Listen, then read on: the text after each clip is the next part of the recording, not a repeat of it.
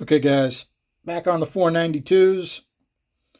Did a little more work to them in search of where the restriction was on these. The chamber has not been touched.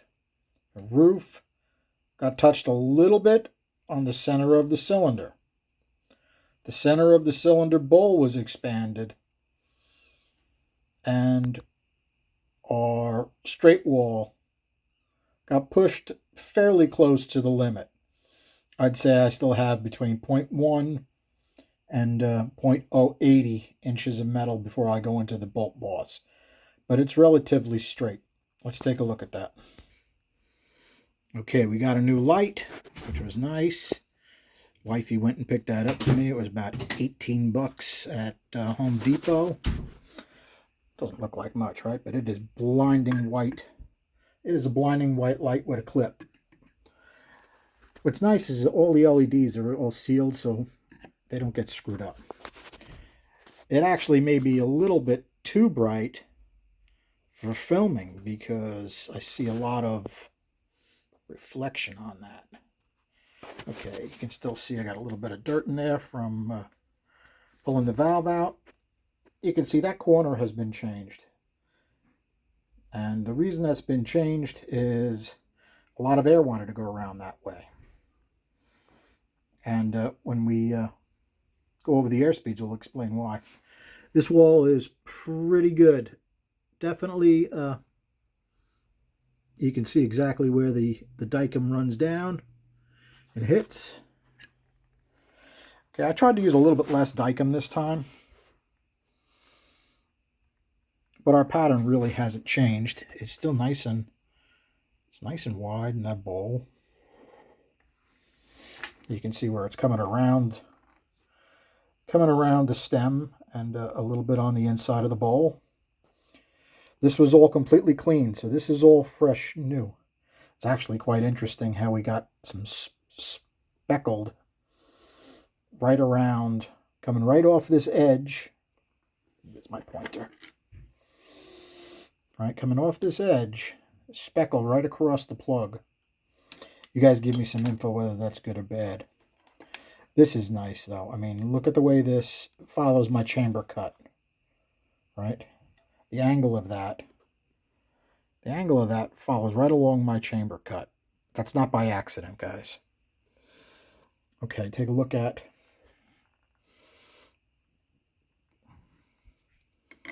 our dynamics across our valve.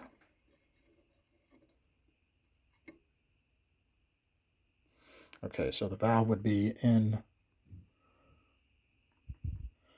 this way, right? So the fuel hits this side,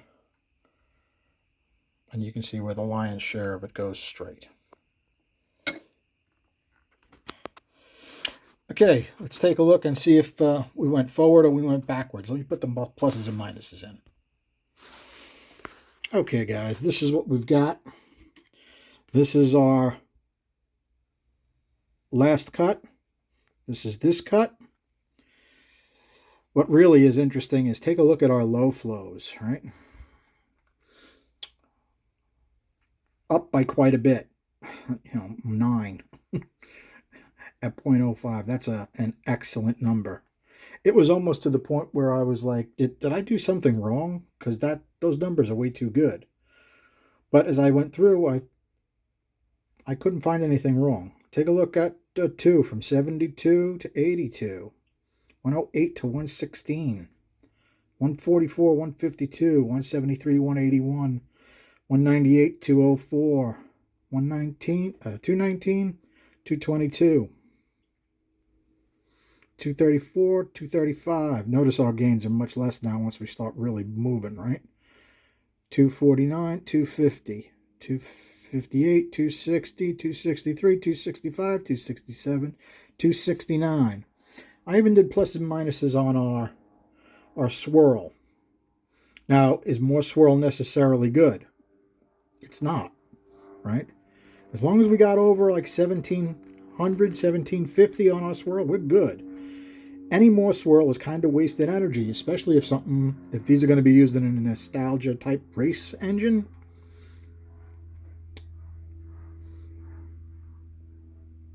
But I'll tell you what, I did some flow ball work on this. I definitely have to do a flow ball video for you guys. I'm going to try to get that done when the girls are back from for Christmas break, and maybe Sophia can hold the camera for me because I need about 4 hands to do it. But flow balls really can give you a huge indication of what's going on where. Even a relatively small flow ball, I think I was using, oh, it wasn't that small. I think it's a 3/16. 3/16 makes a huge difference. You put that where the airspeed is really moving, and your flow drops. Our flow dropped from 265 to 245 by a 3/16 flow ball in one particular spot in the port. I'll give you a hint. It was very fast air right there. Another thing that was really interesting, here, let me just write a little magic marker on this head. I want to show you guys this. Okay, those curves may not be exact.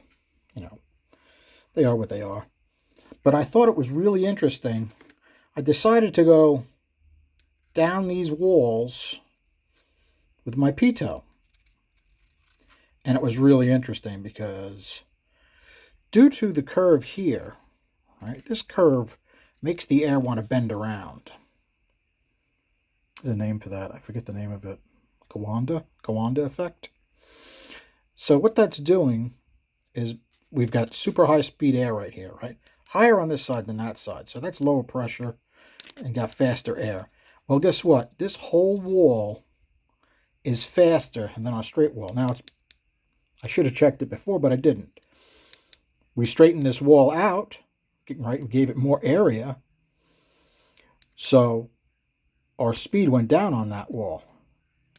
Made more air want to go to this side. At least that's what I think is going on. You let me know if I goof that up, guys. But what I could see is I need to do something with the airspeed on this side. What was really interesting, and let me flip this over and I'll show you. All right, going to be hard to do because I don't have enough hands. But while we were on the bench, I took our flow ball, and right in the center of your short side radius, the flow ball is going to cause a disruption, right? So your airspeed is cranking down your short side. And when you put a flow ball there, if your flow goes up, what that's telling you is you need to do some more work to your short side radius. Whether it's laying it back or making it wider or a combination of both.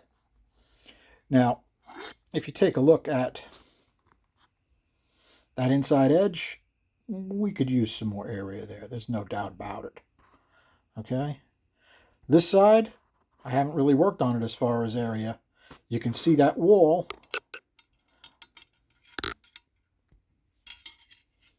Sorry, guys.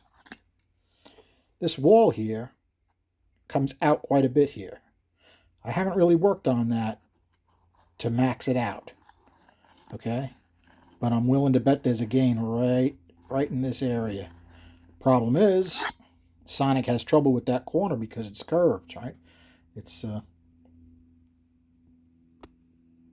compound curve. It's difficult to get a good Sonic measurement there, and I don't want to ruin these castings. They're going to turn out really nice. As a matter of fact, DV, an important point is DV started a new YouTube. He can't get into the old one anymore or something. So you just Google David Vizard, and he's putting all of his old stuff back on there. And one of my subs called me last night, and he's like, "Did you see the new video David put out? He's getting 560 horsepower out of a set of 186s." It's an interesting video. But what he did with the 186s was he knocked them down to a 194, and he upped the exhaust to a 1.65. Now, he had his reasons for doing that, but If you take a look at this and our exhaust for that,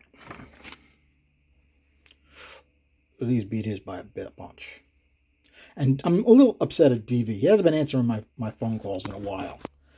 There's a project he's doing with Uncle Tony, a 318 project. They want to see how much they can get out of basically stock parts, doing a bunch of work to it. The whole idea is just making power through removing metal. Well, I want to get on this project so bad. I've already reserved some time off from work. I've already talked to the wife. I figured I will pack up the little buzz box with all my porting stuff, and I will go up there and I will do a port design. Now, I wanted to do this with him, but since I can't get him on the phone, I can't. So basically what I want to do is challenge DV to a cylinder head competition, flow bench wise. I want to do an intake port, exhaust port, and a chamber, and go heads up against him. Now, it's always a sticky point when the student challenges the teacher, but DV's not the kind of guy to back away from a challenge. I don't care what it is. And I think it would be a freaking blast. So, do me a favor. I'm sure somebody can get on his phone better than I can, and actually he'll pick it up. And run that idea past him. Whenever that happens, I'm only a short time period between packing up my little car and going. All right, guys. I think I bored you enough with this. These are coming along. We didn't go through our airspeeds. Okay, let's just go through these quick because it's relatively easy. Last time I didn't do the pinch. I did the pinch this time. And I had one of my subs was talking about how thin we should push this. And I may need to do that. Okay. Now, I expected this to change, but it did not change nearly as much as I would have thought it would have. In fact, we had a bunch of comments on the last, I guess it was the last video or the video before, where I increased area and I got more velocity. Doesn't really make sense, right, guys? If you have a bigger hole, the velocity through it should be less. Well, intake and exhaust ports aren't that cut and dry. What happened here was I gave more area to this straight wall side, right? Let's get in there and see it. Oh, God, I can't see a thing. Gave more area over here, and the airspeed went up. Went from 190 to 203. These are getting closer. Closer is good, right? Let's see what happened on our short side radius. 397 to 390. Not a whole lot of difference. Now, I didn't touch the short side for this test. If you could take a look at my notes, I just said straight wall, center of cylinder bowl. That's really all that was touched.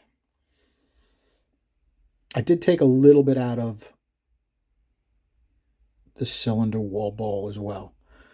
And the bowl is not nearly as wide as I would like it. I have to show you guys that, how from the last cut to this cut, I can show you the difference. It's not much.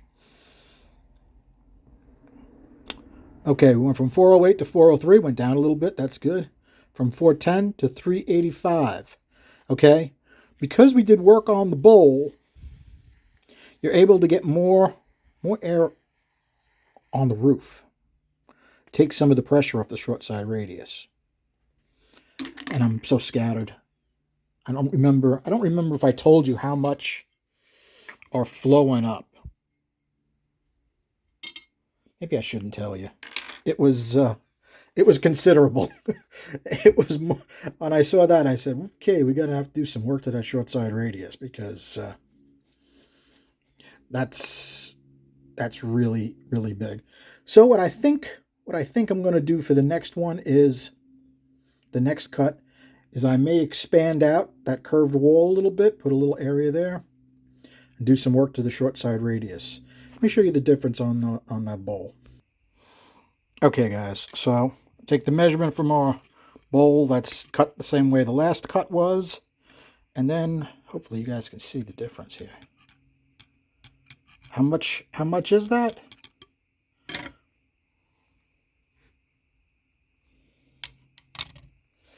It's only 54 thousandths. Now you got to do that without getting the walls too thin. Remember, I like some metal on my inside wall because of the heat with that exhaust right there.